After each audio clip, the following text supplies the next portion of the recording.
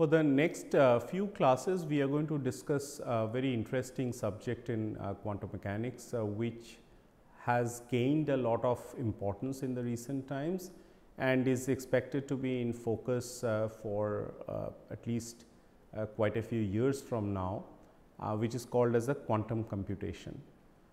In order to discuss quantum computation, we will look at its various prerequisites.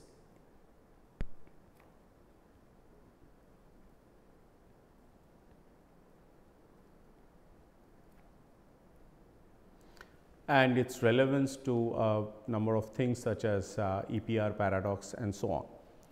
So, let us start with some prerequisites of quantum computing.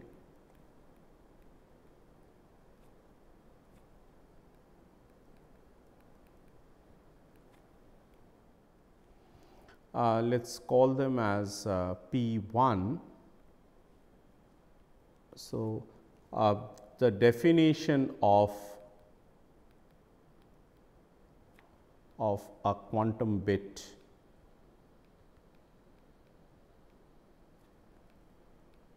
which is called as a qubit.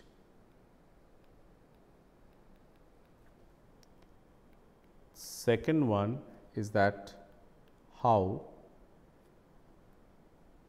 qubits transform or evolve.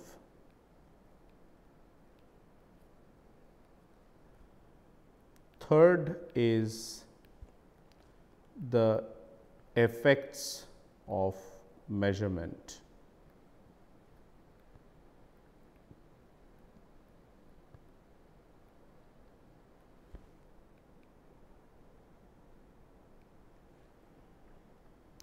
And the fourth one is how qubits combine together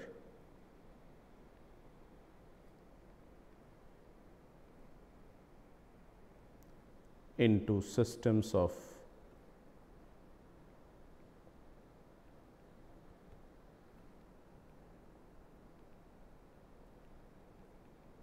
qubits. So, these are the four prerequisites that we would be talking about briefly, and their relevance to the subsequent topics. We will see how that comes about. So, let us talk about the first one, that is definition of a qubit.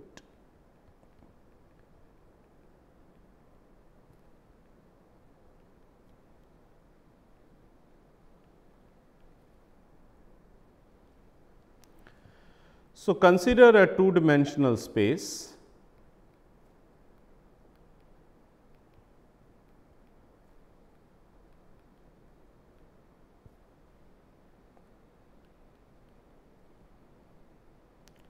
So, let phi 0 and phi 1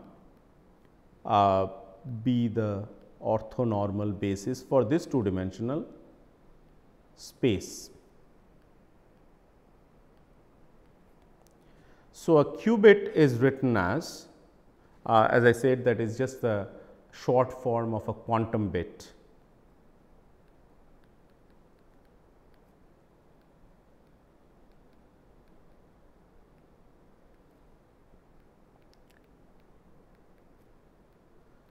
It is some a phi 0 plus a b phi 1 with the constraint that a mod square plus b mod square equal to 1, and a's and b's are complex coefficients.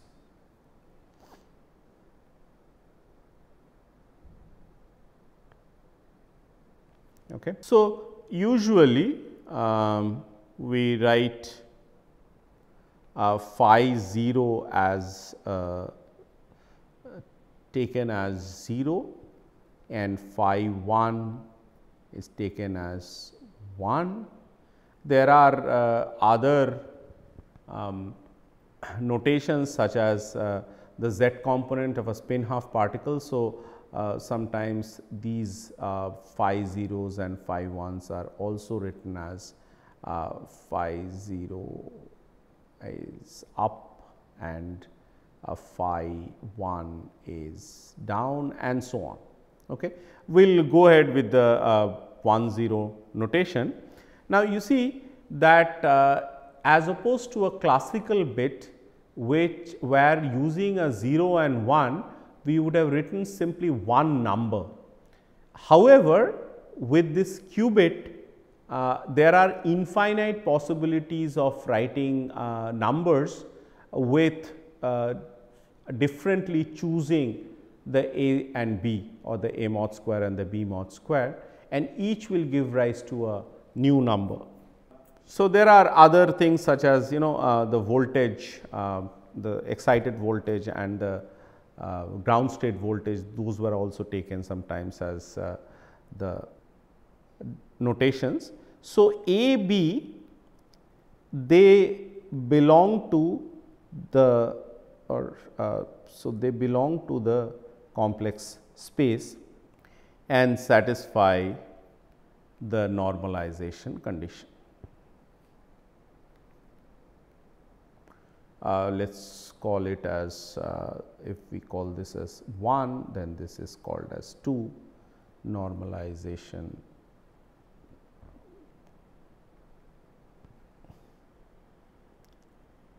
condition 2. All right. So, let us go to the next one, which is evolution of qubits.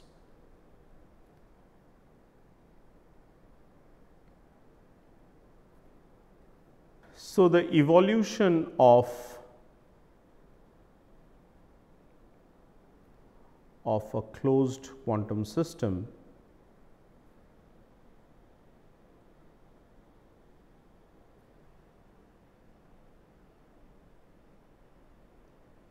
is described by a unitary transformation.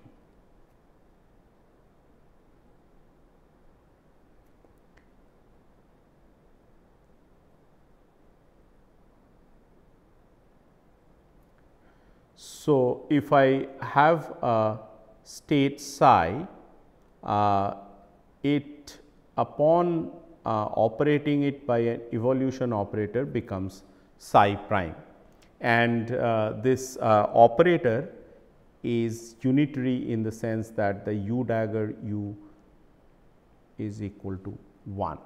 So, let us take an example of this.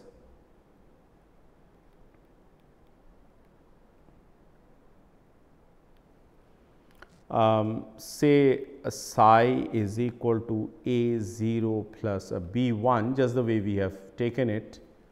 So, u can be chosen as 0 1 1 0. You can check that u dagger u equal to 1. So, psi prime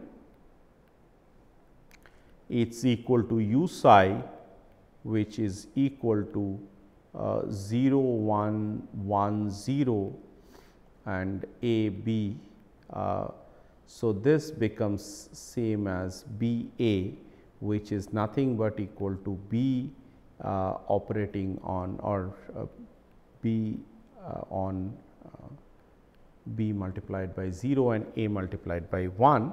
So, this unitary operator changes the original state psi from A 0 B 1 and they interchange their coefficients, so that it becomes B 0 and A 1. See a second example.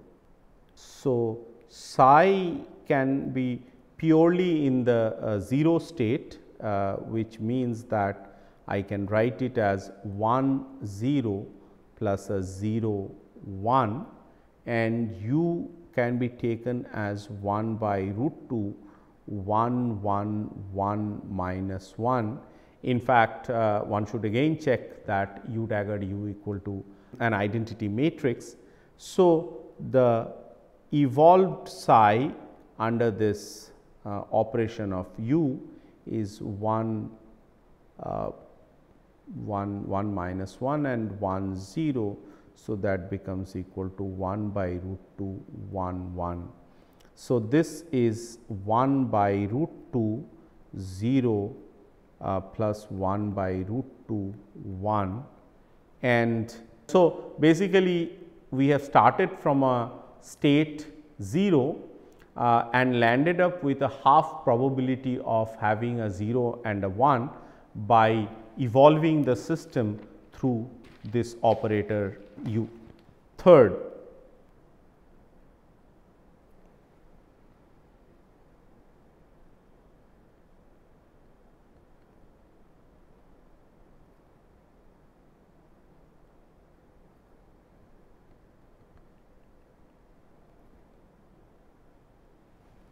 so the quantum measurements are described by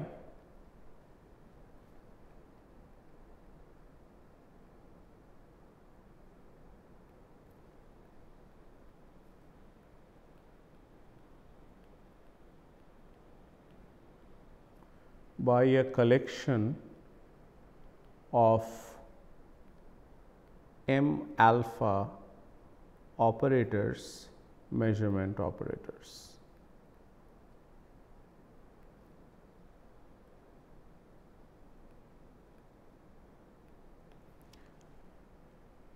So, alpha denotes measurement outcomes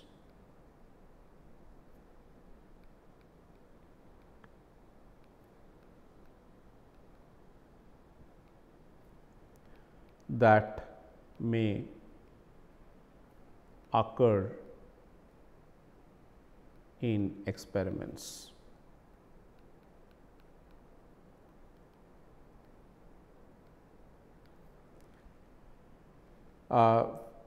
For example,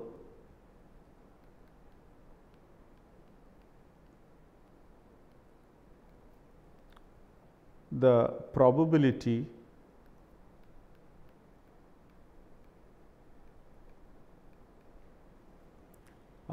that a particular result alpha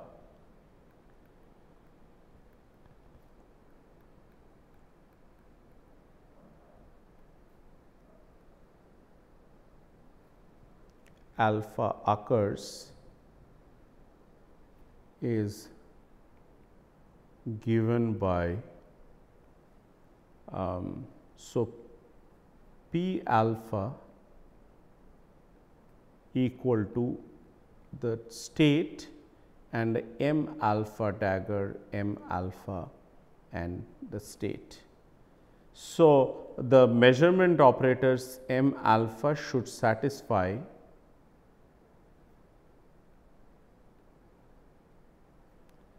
the completeness relation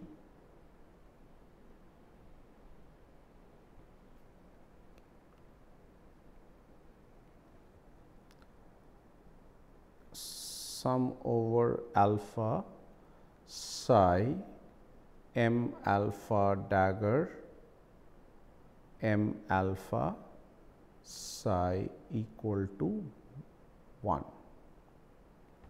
Okay. And this happens because of the fact that alpha P alpha is equal to 1. Okay. So, take an example.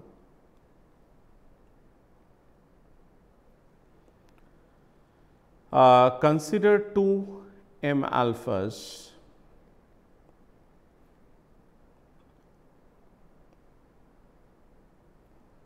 so call them as m 0, which is equal to 0 0 and m 1 equal to 1 1. So, m 0 is equal to 1 0 1 0, it is equal to 1 0 0 0 and m 1 equal to 0 1 0 1 equal to 0, 0, 0, 1. Okay. So, one can check easily that M 0 dagger M 0 plus a M 1 dagger M 1 equal to 1, and hence they are complete.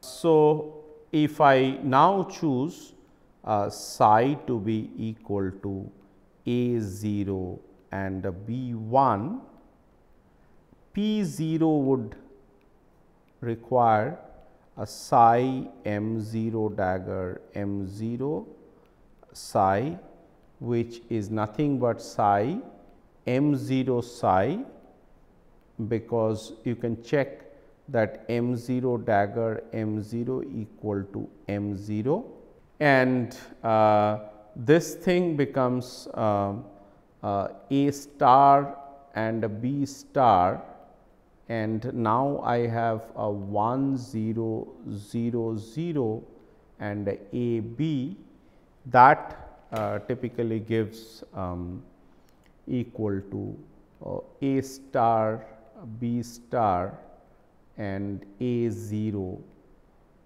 which gives A mod square. So, thus the probability of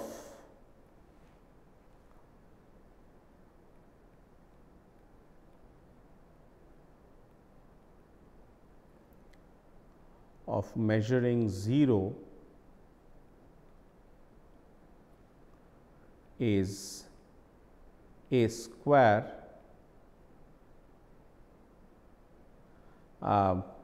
and one can similarly find that the probability of measuring 1 would be B square, and so on. Okay. So, let us look at the fourth one, how P 4 a combination of qubits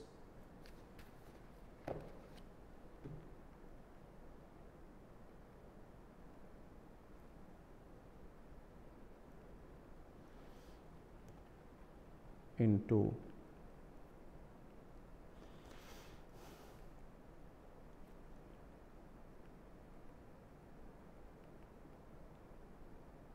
system of qubits. Okay. So, the state space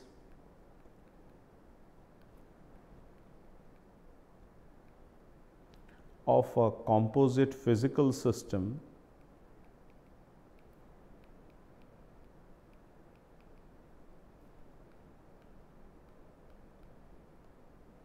is the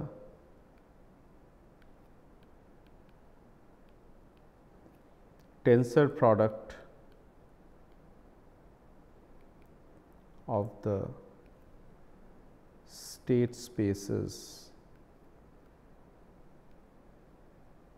of the component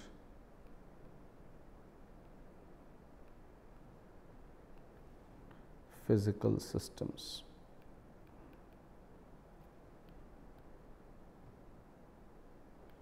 By this what I mean is that, so let us write a psi composite,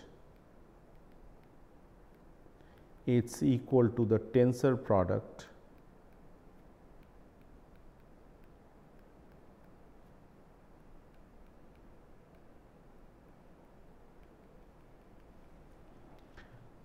take an example.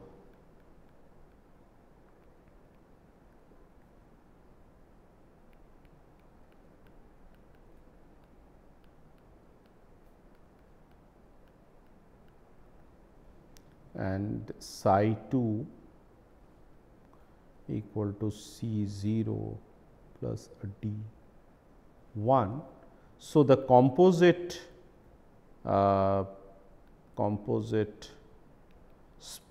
space is psi 1 multiplied by psi 2,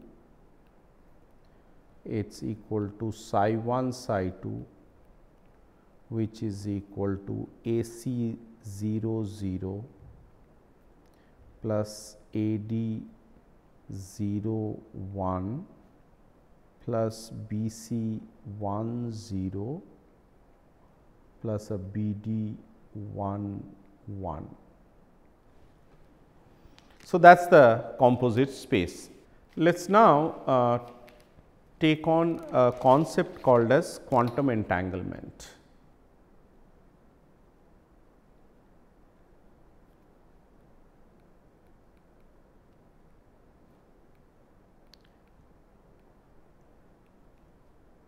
So, before we actually discuss quantum entanglement, let us look at the EPR paradox.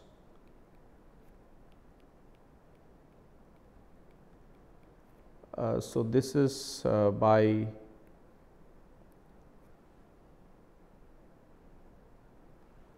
Einstein, Podolsky and Rosen.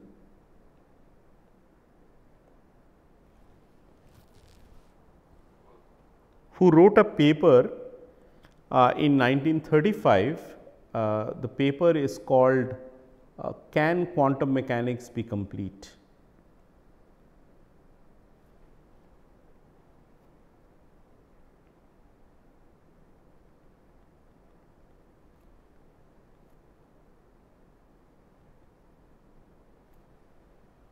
And the reference of the paper is it is in a Physical Review.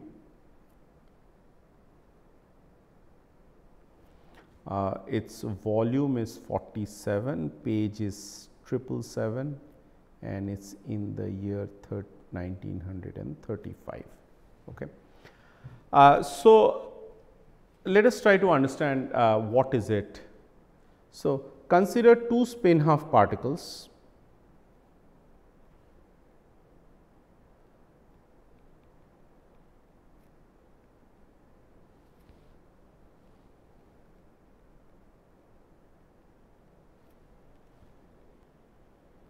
Two spin half particles.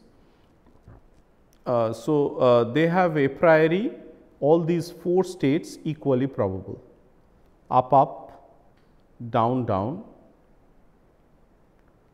and up down and down up. So, these are called as correlated, and with 50% probability, and these are called as anti-correlated, and again it should be 50% probability.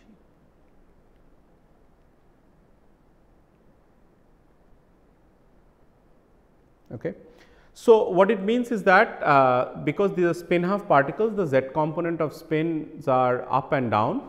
So, if you make a measurement of them and then you would find them both to be in the up state, both to be in the down state, the first one to be in up, second one to be in down, and the second one to be in down, and the first one to be in down and the second one to be in the up state.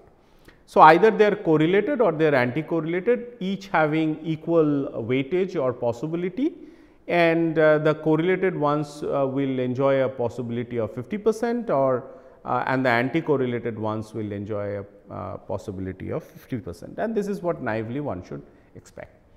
But experiments do not say that. The experiments say that the spins are anti-correlated, that is, if you get an up spin, then you get a down spin with 100% probability.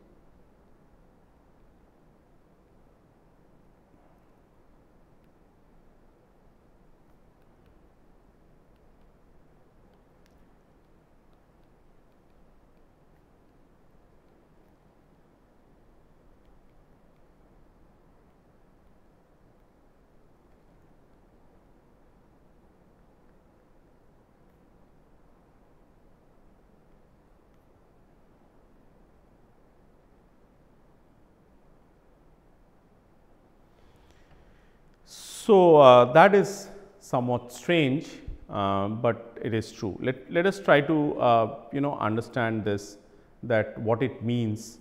I will take two keys, one key being here and the other key is a smaller. So, one is a bunch of keys, the other is just a set of two keys, and I put them in my both hands and say a priori one does not know that which hand has which key. Now, if you ask me to show my right hand, the right hand has this bunch of two keys that we had just shown, which automatically mean my other hand has the bunch of keys, or rather the bunch which is a bigger bunch of keys, and the small, because now by making a measurement of one hand, we automatically know that the measurement of the other hand which has the other kind of key, and so this is taken up as the faster than light measurement, because I did not have to do a measurement of my left hand which had that big bunch of keys. It is automatically clear that since I had in my right hand the small bunch of keys, the other hand must be having the bigger bunch of keys. And this Einstein had difficulties, Einstein and Podolsky had difficulties, because this talked about faster than light measurements, beg your pardon. If the two hands or these two objects are far apart to the tune of several galaxies apart or several light years apart, even then it is going to be true that the other hand or the other possibility, even without making a measurement, that it has this bigger bunch of keys. And this brings the notion of faster than light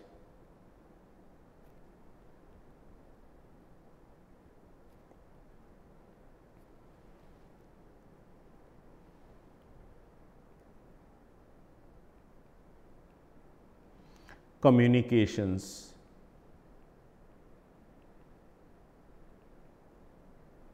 Okay. And let me box this.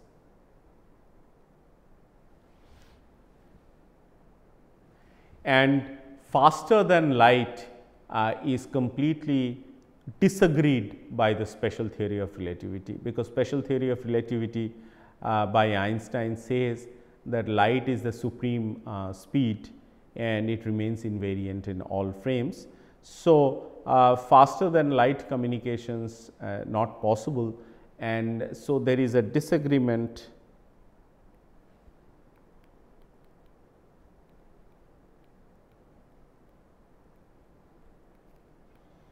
between quantum mechanics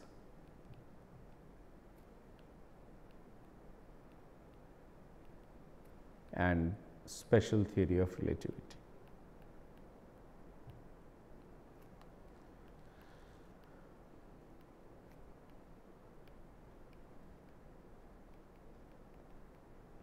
So, what Einstein proposed is that there must be some hidden variables which are facilitating this faster than light communications, and they wrote down this paper which I have referred to here, and which essentially asked this question, that what are the hidden variables and so on.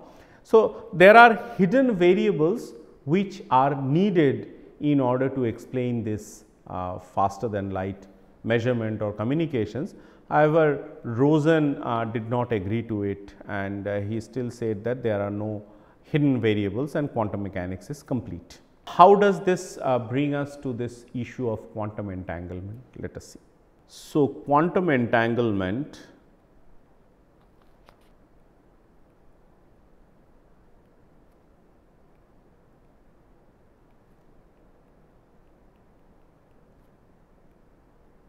is the entanglement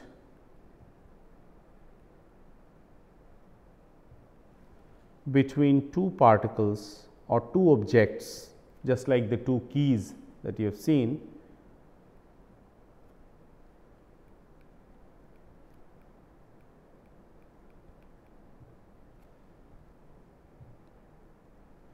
such that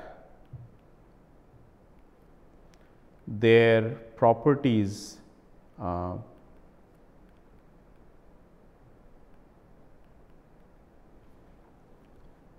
always correlated.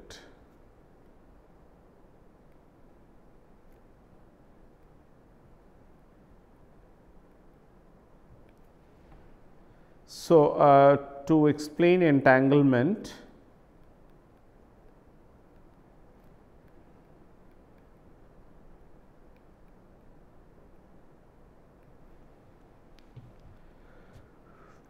let us examine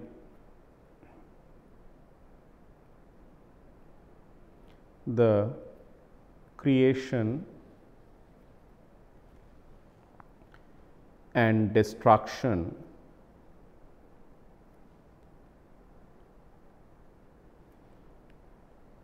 of an EPR pair of qubits, just like the two keys that we had just said. So, let us take a qubit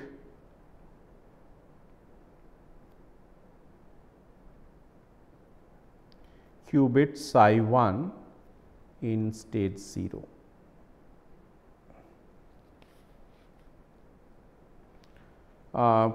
Consider an evolution operator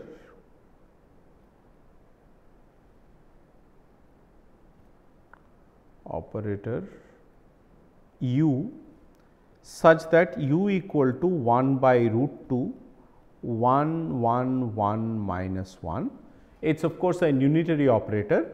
It is also written as by h, which is called as the Hadamard operator.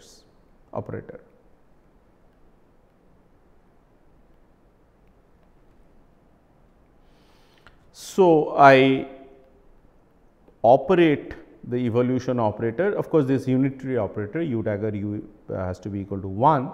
So, this on psi 1, which gives something or this is equal to h of psi 1, which tells it gives that it is equal to 0 plus 1.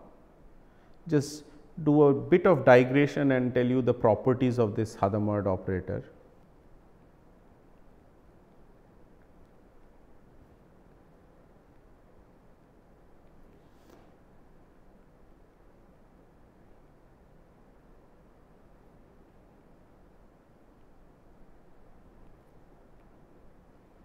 So, h, the way it is written, h or u, it is a 1 by root 2 sigma x plus sigma z, h square equal to 1, h sigma x h is equal to sigma z, h sigma z h equal to sigma x. Also that it can be considered up to an overall phase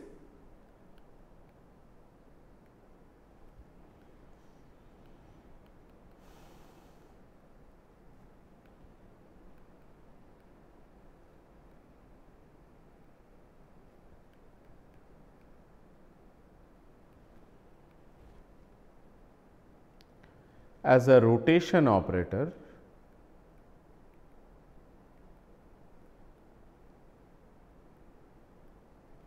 which rotates a state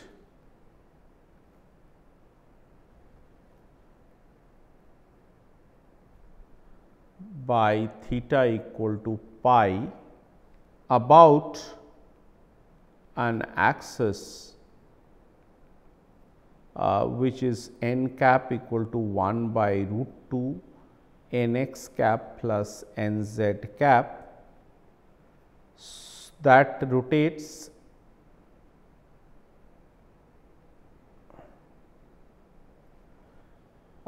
x to z and vice versa,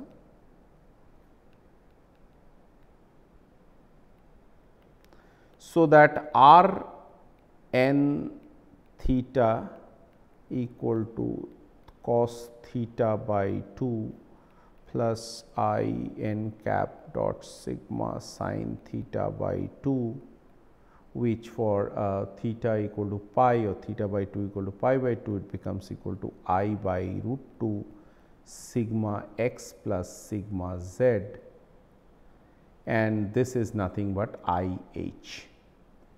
So, apart from that phase factor I, which can be taken as exponential I pi, is the same as this rotation operator. Now, let us come back to our original discussion.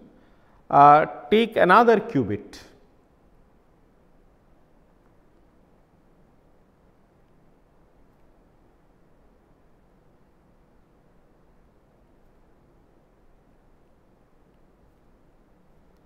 Also in the 0 state.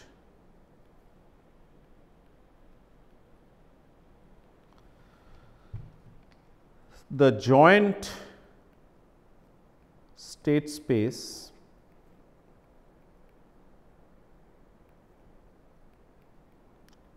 probability vector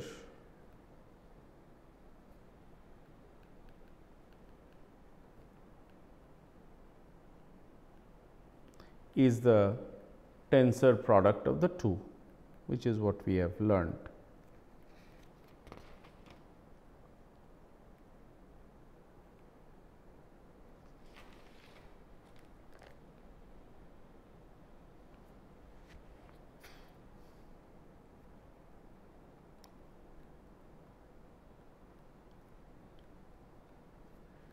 It is like this is how the tensor product is taken. One can write in a slightly shorthand notation like this, and it is 1 by root 2 1 0 0 plus a 0 0 1 plus a 1 1 0 plus a 0 1 1. Now, define a new unitary transformation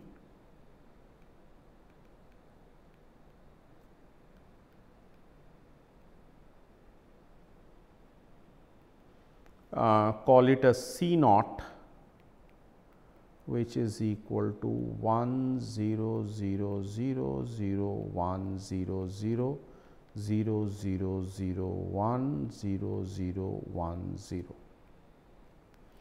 and operate on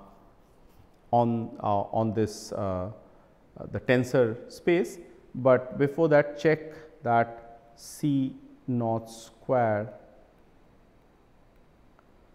is equal to 1. Now, you apply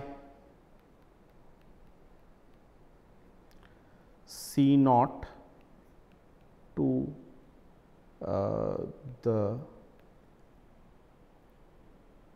combined system, that is psi 1 prime psi 2,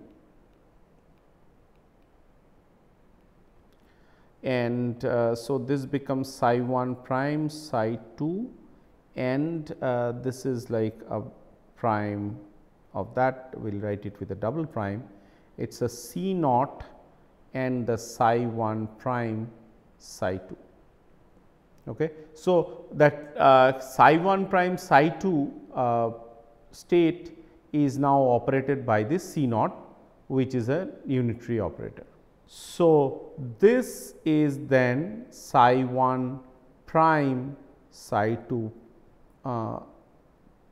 this equal to 1 0 0 0 0 1 0 0 0 0 0 1 0 0 1 0, then this 1 by root 2 0 0 1 by root 2.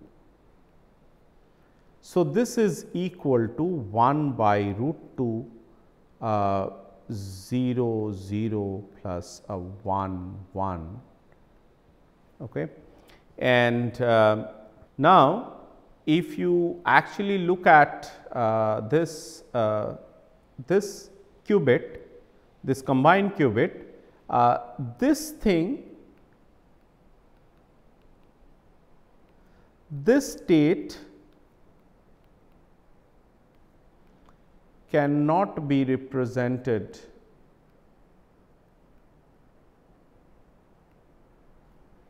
as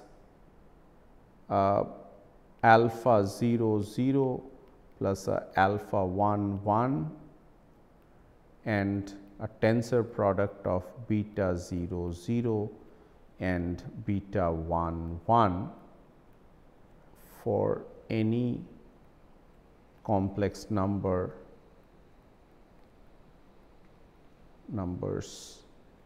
alpha 0, beta 0, alpha 1, beta 1. So, what does it mean? That means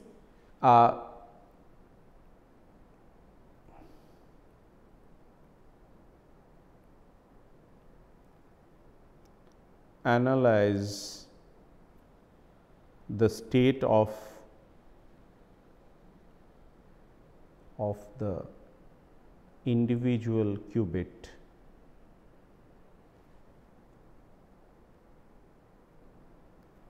in the system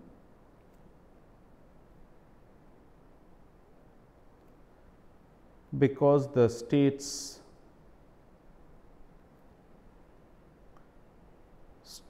of each individual qubit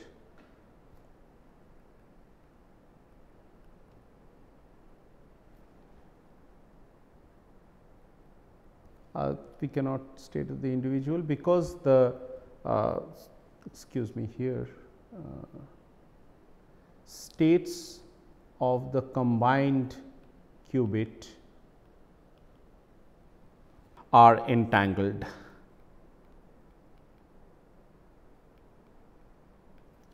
So, if we make a measurement, if we make a measurement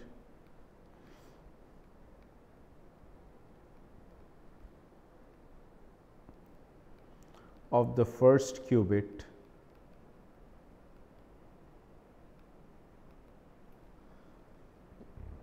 the state of the other qubit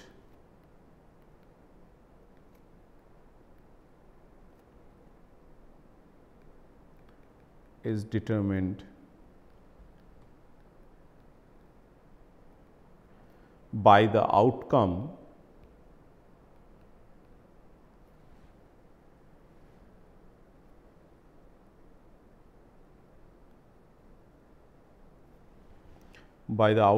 of the measurement of the first one.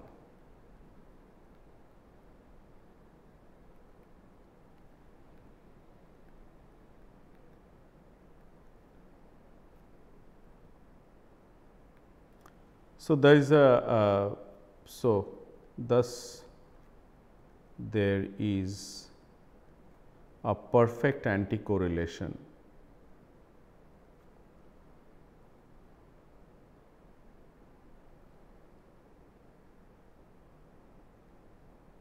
that exists. Okay. We will elaborate more on this.